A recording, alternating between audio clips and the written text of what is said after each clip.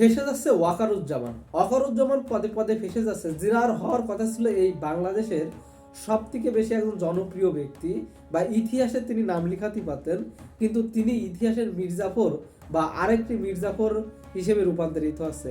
দেখেন, সম্প্রতি পররাষ্ট্রমন্ত্রী মোমেন, মানে শেখ হাসিনার আমলে যে স্বৈরাচারী পররাষ্ট্রমন্ত্রী মোমেন, যাকে রুমিন ফারানা বলতো আলগা মোমেন, তিনি সাক্ষাৎকারে বলছেন যে 5 আগস্টের পরে তিনি প্রায় 8 মাস দেশেই ছিলেন এবং সরকারি কর্মকর্তারাই তাকে সাহায্য করে, তাকে দেশের বাইরে যেতে সাহায্য করছে।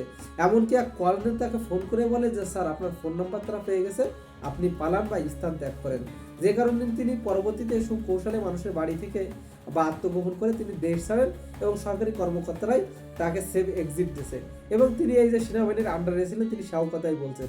সুতরাং ওয়াকারুজ্জামান বিগত 16 মাস বা 18 মাসে আওয়ামী লীগারদের যে পরিমাণে প্রোটেক্ট করছে এবং দেশ ছাড়তে তিনি যথেষ্ট মুখ্যম ভূমিকা পালন করছে।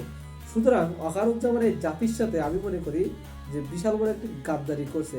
এইসব ফ্যাসিস্ট আমলে যারা গুম খুম বা মানুষের ভোট অধিকার, মানুষের অধিকার লুণ্ঠন করেছে, তাদেরকে আমরা সেফ এক্সিট দিয়ে দেশের বাইরে যায় এবং দেশের বাইরে থেকে দেশের ভিতরে অশান্তি বিরাজ করার জন্য এই যে পথ তৈরি করে দিয়েছে ওয়াকারুজ্জামান, এজন্য আসলে নিন্দা ছাড়া আর কিছুই নাই। যার হওয়ার কথা ছিল ইতিহাসের একজন নায়ক, তিনি হয়ে গেলেন ইতিহাসের এক অন্যতম ঘৃণিত ব্যক্তি।